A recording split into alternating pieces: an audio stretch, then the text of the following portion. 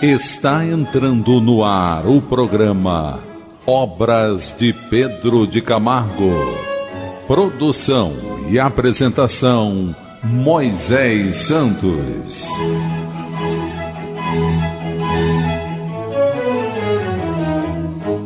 Caríssimos ouvintes da Rádio Rio de Janeiro, eu sou Moisés Santos e este é o programa Obras de Pedro de Camargo. Você continua conosco aqui, meu caro ouvinte, na Rádio da Fraternidade Legítima, sempre refletindo sobre os ensinamentos de Jesus, sempre baseados no Pentateuco kardeciano. E, para nos ajudar, temos sempre o arauto do Evangelho, o vulto do Espiritismo, que é Pedro de Camargo, conhecido no meio espírita pelo seu pseudônimo de Vinícius. Estamos estudando a obra Nas Pegadas do Mestre, cuja editora é a Federação Espírita Brasileira. Hoje vamos estudar mais um tema muito importante dentro dos aspectos morais, da evolução humana, do aprimoramento do espírito, que é o capítulo Amor e Paixão. Pedro de Camargo inicia dizendo que bem diversa é a natureza do amor comparada com a da paixão. Então ele vai traçar aqui diferenças, mostrando os aspectos tanto do amor quanto da paixão. Mas o que os espíritos dizem acerca da paixão, meu caro ouvinte? Vamos buscar as diretrizes libertadoras na doutrina espírita. Diretrizes libertadoras. O Livro dos Espíritos, em sua segunda parte, capítulo 12, do título Da Perfeição Moral, o subitem Paixões. Na questão 908, há um comentário de Allan Kardec acerca do assunto. Ele escreve: as paixões são alavancas que decuplicam, ou seja, meu caro ouvinte, multiplicam por 10 as forças do homem e o auxiliam na execução dos desígnios da providência. Mas se em vez de as dirigir, deixa que elas o dirijam, cai o homem nos excessos, e a própria força, que manejada pelas suas mãos, poderia produzir o bem, contra ele se volta e o esmaga. Todas as paixões têm seu princípio num sentimento ou numa necessidade natural. O princípio das paixões não é assim um mal, pois que assenta numa das condições providenciais da nossa existência. A paixão propriamente dita é a exageração de uma necessidade ou de um sentimento. Está no excesso e não na causa, e este excesso se torna um mal, quando tem como consequência um mal qualquer. Toda paixão que aproxima o homem da natureza animal afasta-o da natureza espiritual. Todo sentimento que eleva o homem acima da natureza animal denota predominância do espírito sobre a matéria e o aproxima da perfeição. Então, meu caro ouvinte, a paixão em si não é um mal, é uma mola propulsora, é um recurso natural que estabelece interesse e conecta-nos com um propósito. O problema é o excesso. O problema é perder o controle sobre essa força natural que vem da natureza material, da natureza animal. O espírito é o que comanda. Se o espírito perde para as sensações e deixa se permitir ao hábito do vício, então ela se torna um mal. É nesse sentido que Pedro de Camargo vai dizer que a paixão é violenta, apresentando comumente arroubos prodigiosos que a exaltam aos olhos do mundo. O amor não tem desses arrebatamentos. É calmo, é sereno, é refletido. Então, por todo o capítulo, Pedro de Camargo vai traçar comparações mostrando esse lado do excesso da paixão que estabelece a condição de perda de controle sobre essa força, fazendo com que a natureza animal predomine sobre a espiritual. Então a paixão é fogo, mantendo o mesmo raciocínio, lança labaredas, projetando clarões rubros, de duração mais ou menos efêmera. O amor é luz, ilumina docemente. A paixão queima e destrói. O amor aquece e vivifica. Então, toda atitude exercida pelas sensações apresenta esse lado produtivo, construtivo, de administração natural do prazer, enquanto que, com a perda desse controle, sem o amor, nós estabelecemos uma falta de controle e rumo, e aí que ela se torna um excesso, um vício e uma dependência. Então, apresenta-se do lado destrutivo a natureza animal, predominando sobre a espiritual. Ele continua: a paixão é cega, insensata, irracional. O amor é inteligente, criterioso e lógico. A propósito, Freud estabelece condições de comparação, dizendo que toda essa atitude de perda de controle refere-se ao chamado id, e que o controle sobre o id é o superego, e o ego seria a mediação. Então Freud já iniciou esse mecanismo, mas a doutrina espírita vem ampliar esses horizontes, mostrando essa natureza intrínseca animal que pode ser dominada pela espiritual. A paixão é caprichosa. Quando quer, insiste, obstina-se, visando aos fins sem curar os meios. É quando a pessoa diz: eu fui levada a agir sem pensar.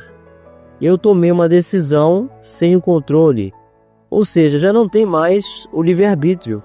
Já é a própria vítima do hábito adquirido, tornando-se vício, a construção dos excessos incendiada pela paixão.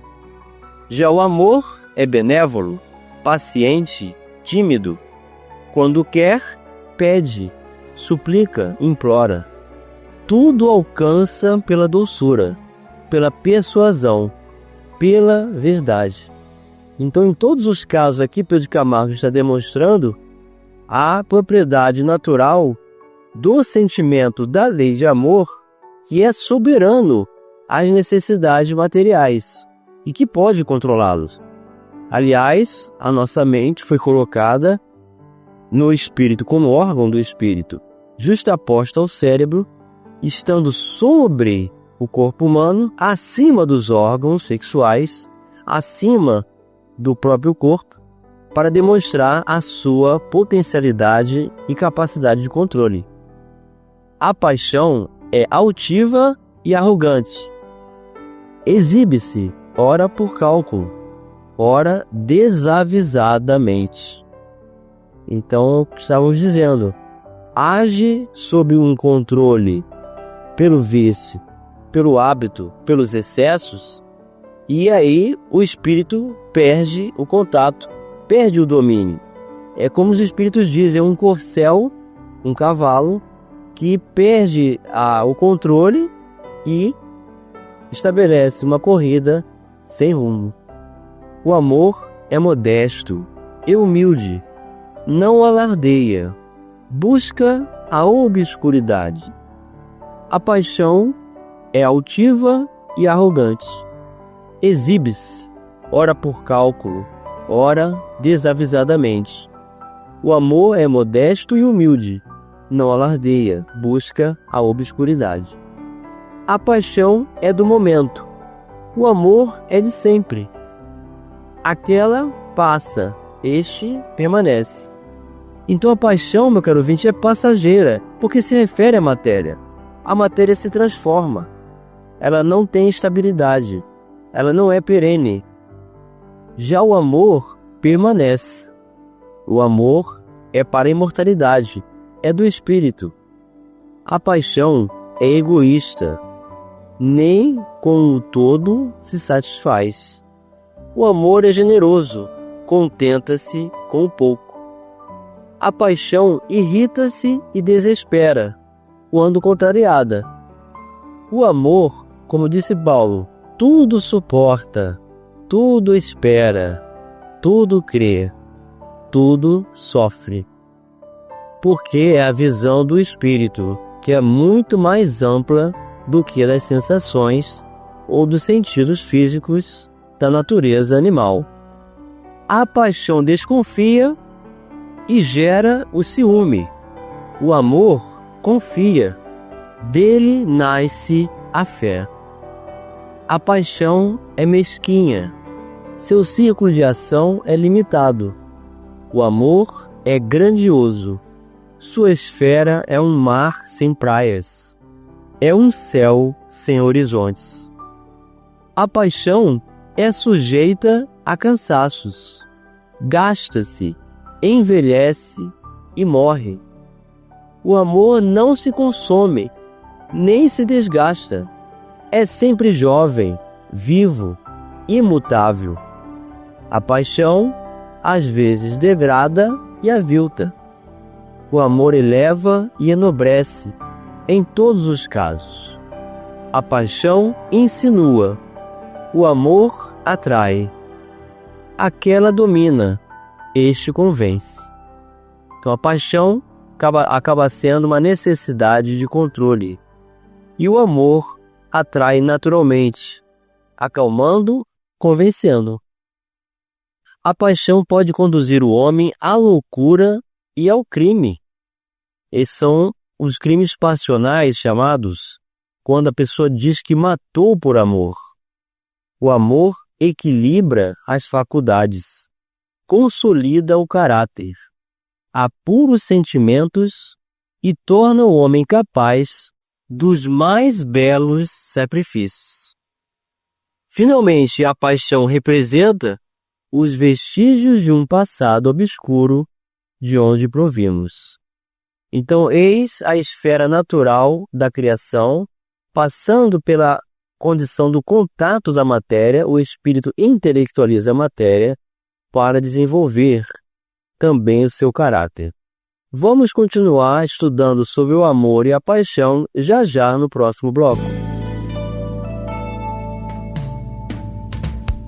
Participe do programa Obras de Pedro de Camargo enviando sua mensagem, dúvida ou sugestão pelo e-mail opg@radioriodejaneiro.am.br ou pelo WhatsApp da Rádio Rio de Janeiro 984867633 aos cuidados de Moisés Santos.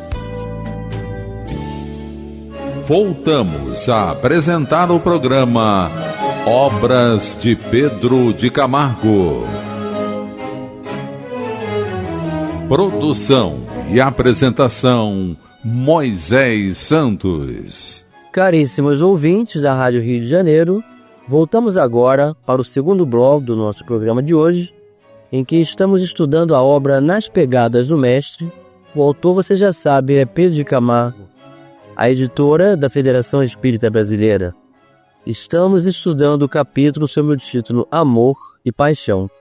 E Pedro de Camargo está traçando entendimento, ampliando horizontes da compreensão quando estabelecemos o uso da vontade e o interesse pessoal natural das conquistas reais do espírito, quando atingem a falta de controle, quando chegam aos excessos, perdendo então o rumo, tornando-se um hábito infeliz, tornando-se um vício, e então estabelece todo o percurso do desequilíbrio das necessidades ilusórias, da satisfação e do gozo sem fim, sem alegria natural, mas sempre com necessidade de reposição, nunca satisfeito. Eis os excessos provocados pelo mau uso da natureza animal. Enquanto que o amor é esse sentimento de potência maior conhecida do espírito, que pode ser desenvolvida pela visão do espírito, pela propriedade natural do sentimento, da lei de amor criada por Deus, da qual somos todos herdeiros. E Pedro de Camargo conclui o capítulo dizendo: o amor reflete a influência de um futuro radiante para onde caminhamos. A paixão é o crepúsculo, ou seja, quando ela termina, de um ciclo que vai findar. O amor é a aurora, o nascimento do dia da eternidade. E a eternidade, meu caro ouvinte, é o que vivemos do agora.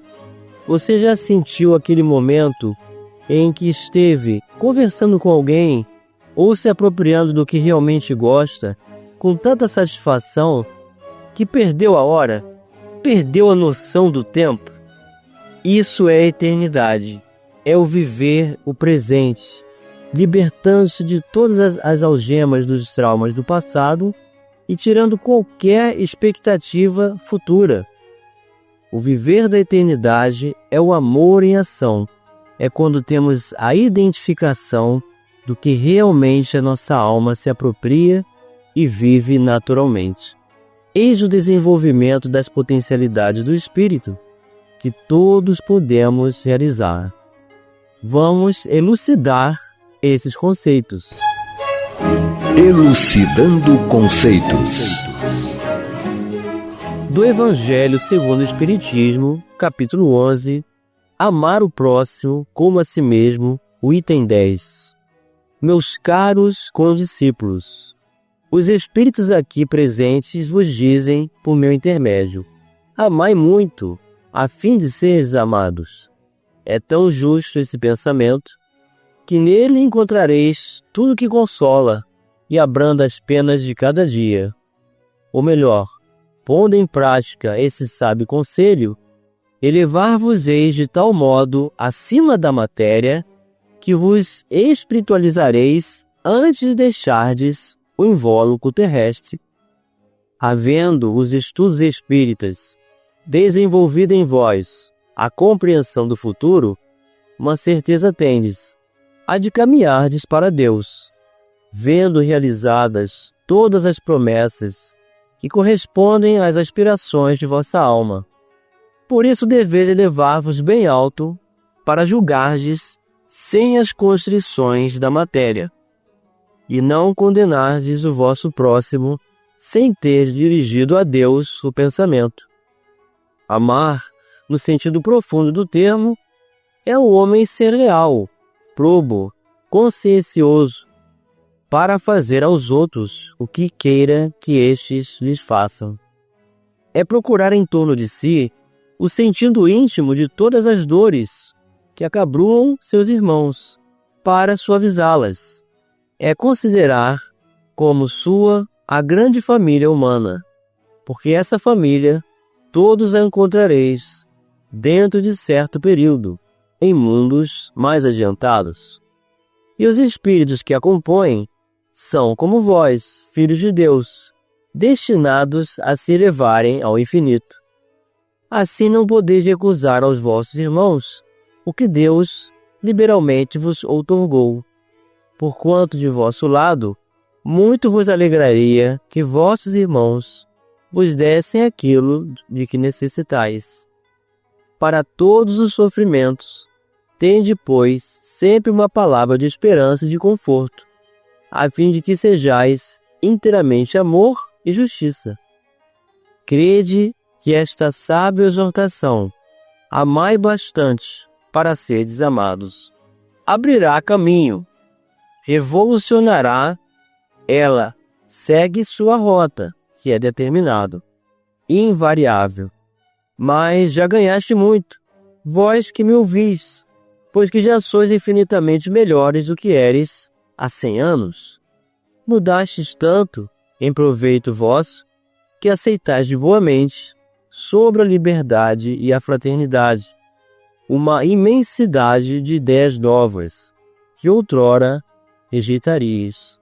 Ora, daqui a 100 anos, sem dúvida, aceitareis, com a mesma facilidade, as que ainda vos não puderam entrar no cérebro. Hoje, quando o movimento espírita há dado tão grande passo, veja com que rapidez as ideias de justiça e de renovação constantes nos ditados espíritas são aceitas pela parte mediana do mundo inteligente. É que essas ideias correspondem a tudo o que há de divino em vós. É que estáis preparados por uma sementeira fecunda, a do século passado, que implantou no seio da sociedade terrena as grandes ideias de progresso. E como tudo se encadeia sob a direção do Altíssimo, todas as lições recebidas e aceitas virão a encerrar-se na permuta universal do amor ao próximo.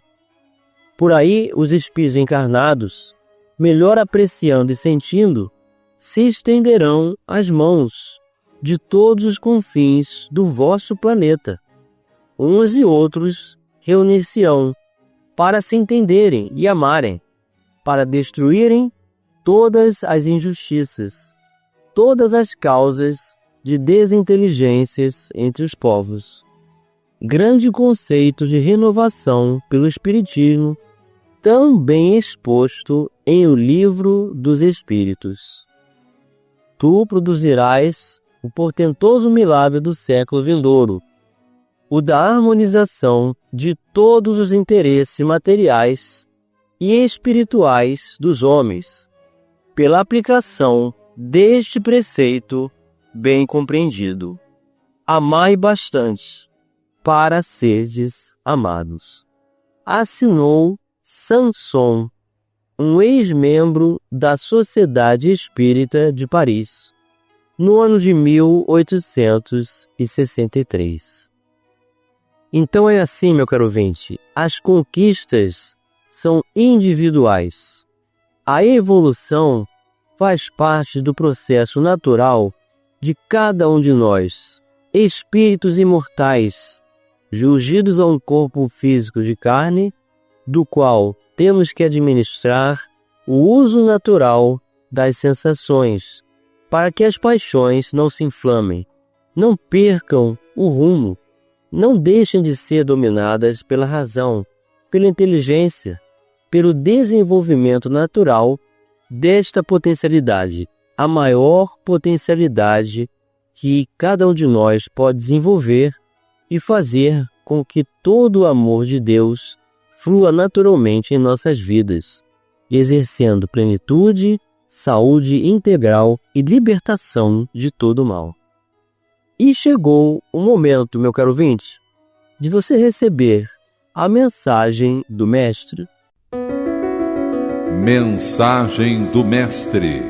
Os fariseus, tendo sabido que ele, Jesus, tapara a boca aos saduceus, reuniram-se, e um deles, que era doutor da lei, para o tentar, propôs essa questão: Mestre, qual o maior mandamento da lei? Jesus respondeu: Amarás o Senhor teu Deus de todo o teu coração, de toda a tua alma e de todo o teu espírito.